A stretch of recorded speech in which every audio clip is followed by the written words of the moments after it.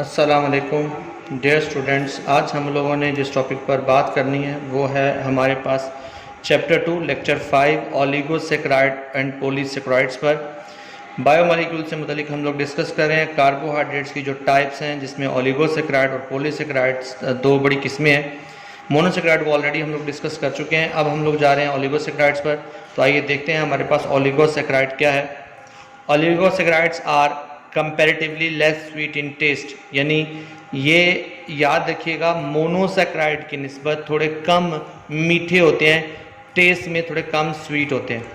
And comparatively less soluble in water, जो हमारे पास monosaccharide से वो अच्छी तरह से हल पजीर हो जाते थे, लेकिन जो ओलिगोसेक्राइड हैं वो अच्छी तरह हल पजीर नहीं होते कंपैरेटिवली किसके, मोनोसेक्राइड्स के। ऑन हाइड्रोलिसिस जब इन्हें पानी में इनको तोड़ा जाता है तो ओलिगोसेक्राइड यील्ड करता है 2 to 10 मोनोसेक्राइड, यानी उसमें कम से कम कितने 2 मोनोसेक्राइड होते हैं और मैक्सिमम कितने हमारे पास 10 मोनोसेक्राइड जब आपस में यूनाइट होते हैं, आपस में यूनिट करते हैं, तब जाके आपके पास ओलिगोसेक्राइड करता है। इसका मतलब ये है कि हमारे पास एक ओलिगोसेक्राइड यील्डिंग दे सकता है हमारे पास 2 से लेके 10 तक। 2 वाले मोनोसेक्राइड अगर जुड़ेंगे तो आप लोग उन्हें कहते हैं हमारे पास डाइसेक्राइड। इसी तरह से अगर 3 मोनोसेक्राइड जुड़ेंगे तो उनको आप लोग देंगे ट्राइसेक्राइड। जो 4 वाला होगा उससे टेट्रा, इसी तरह से 5 वाले को पेंटा और सो ऑन, इसी तरह से आगे जाते जाएंगे।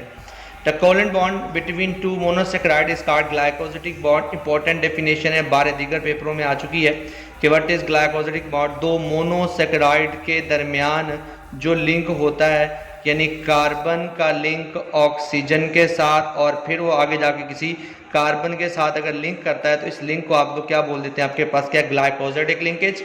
और 2 मोनोसेक्राइड के दरमियान बनने वाला ये जो बॉन्ड होता है इसको क्या बोलते हैं, ग्लाइकोसिडिक बॉन्ड कहते हैं। फिजियोलॉजिकली इंपॉर्टेंट डाइसेक्राइड जो है वो हमारे पास आमतौर पर जो है वो माल्टोज है, सक्रोज है एंड लैक्टोज है।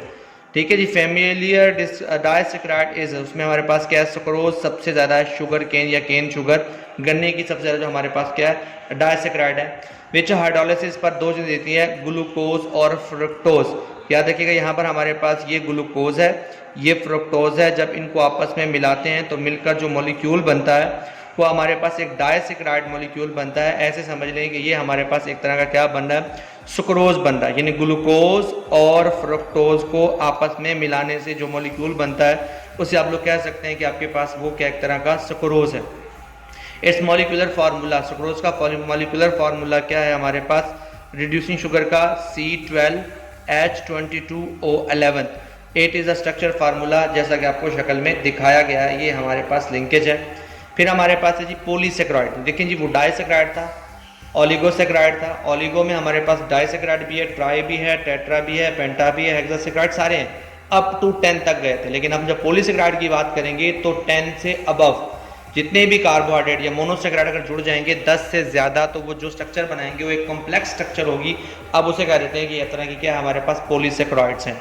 Polysaccharide are the most complex comparatively किसके, याद रखिएगा पिछले दोनों के, मोनोसेक्राइड के ओलिगोसेक्राइड के मोर कम्प्लेक्स हैं।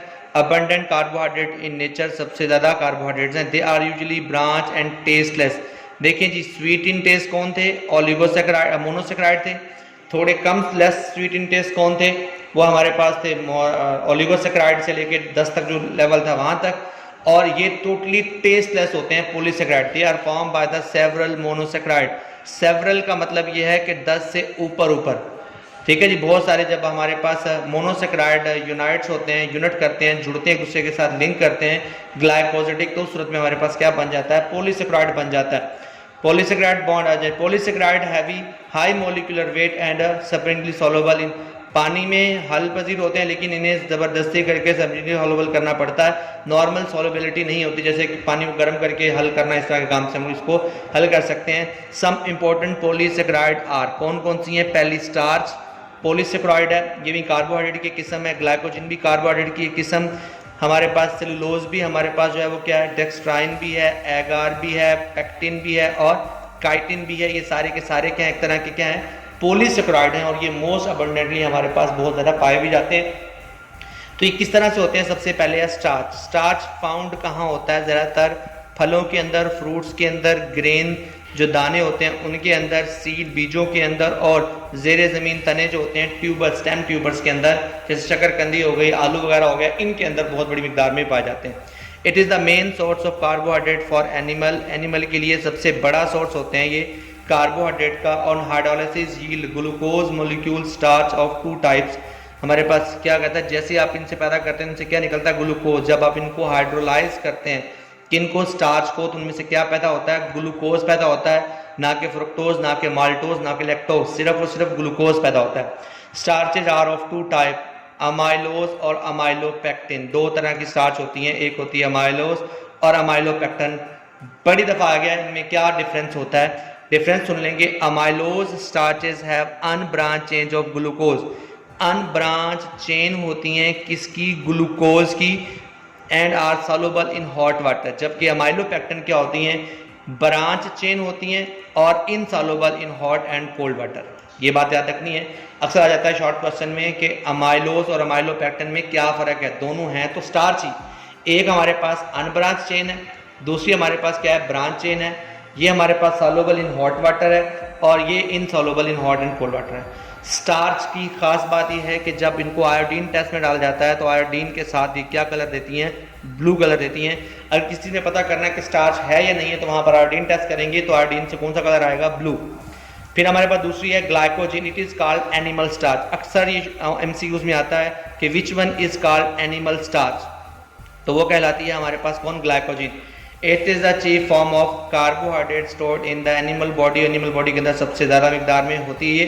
It is found abundantly in liver and muscles, बहुत बड़ी मिकदार में लीवर और मसल में ये पाई जाती है। Although found in all animal cell, ये क्या होती है, इनसॉल्युबल इन वाटर होती है। पहले वाली जो हॉट सॉल्युबल थी, हॉट वाटर में सॉल्युबल थी, कौन, जो हमारे पास एमाइलोज थी, ये हमारे पास इनसॉल्युबल टोटली किसके अंदर, पानी के अंदर। गिव रेड कलर कब, जब इसके ऊपर कौन सा कलर टेस्ट करेंगे, iodine test with iodine. It also yield glucose on hydrolysis, जब इसको भी तोड़ा जाता है तो हाइड्रोलिसिस के जरिए ग्लूकोज मिलती है। यहाँ पर भी आपको क्या मिली थी, ग्लूकोज ही मिली थी। सेलुलोज है जो नॉर्मली हमारे पास क्या होती है, प्लांट्स के साथ होती है। It is the most abundant carbohydrate in nature. अगर आ जाए कि which one is the most abundant carbohydrate nature, तो हमारे पास वो कौन सी है, cellulose. Cotton is the pure form of cellulose, cotton जो है वो सेलुलोज की सबसे प्योर फॉर्म है। It is the main constituent of cell wall of plant. It is highly insoluble in water, ये हमारे पास क्या है, इनसॉल्युबल इन वाटर है। On hydrolysis it also yield glucose molecules, जब इनको करते हैं हमारे पास हाइड्रोलिसिस करते हैं तो ये भी ग्लूकोज के ही मोलिक्यूल देते हैं। देखिए जी, ये भी इनसॉल्युबल थी, ये भी इनसॉल्युबल थी, इसमें सॉल्युबिलिटी थी लेकिन उसमें हॉट वाटर में। जो इसका अमाइलोपेक्टिन था वो सॉल्व, और जो अपना सॉल्युबिलिटी नहीं दिखाता था। ग्लाइकोजिन बिल्कुल ही इनसॉल्युबल है वाटर में, और ये तो इसका तो नाम ही पैदा नहीं होता, किसी जरूरत में सवाल ही पैदा नहीं होता कि यह हो कि सॉल्युबल हो।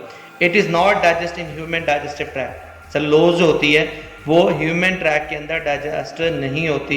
इन द हर्बीवर्स, जैसे कि गाय भैंस बकरी हो गई है, इस डाइजेस्ट होती है। अब सवाल होता है कि सेलुलोज जो है वो नॉर्मल ह्यूमन के जो हमारे पास है ट्रैक में तो अपना डाइजेस्ट नहीं होती है, लेकिन वही जो सेलुलोज है वो हर्बीवर्स के अंदर हमारे पास क्या होती है, डाइजेस्ट हो सकती है। क्यों ऐसा होता है, तो इसका जवाब है it is digest because micro organism जो होते हैं bacteria, yeast and protozoa in their digestive tract, यानी हर्बीवर्स के पास बैक्टीरिया, यीस्ट और प्रोटोजवा जैसे माइक्रो ऑर्गेनिज्म होते हैं जो कि सेलुलोज को तोड़ सकते हैं। तो क्या करते हैं, ये खास स्पेसिफिक किस्म की ये माइक्रो ऑर्गेनिज्म सेक्रीट करते हैं एक एंजाइम जिसका नाम है सेलुलेज। ये सेलुलेज एंजाइम जब ये खारिज करते हैं तो उससे क्या होता है, ये उसको बड़े आराम से डाइजेस्ट कर सकते हैं, इसलिए क्या होता है हमारे पास ये डाइजेस्टेबल है किसके, हर्बीवर्स के अंदर। Cellulose give no colour with iodine, ये भी याद रखने की बात है, कौन है जो आयोडीन के साथ किसी किस्म का कोई कलर नहीं देती है। ये था हमारे पास पॉलीसेकेराइड और ओलिगोसेकेराइड से मुतालिक। नेक्स्ट इंशाल्लाह हम लोग लिपिड से मुतालिक पढ़ेंगे। तब तक के लिए अल्लाह हाफिज़।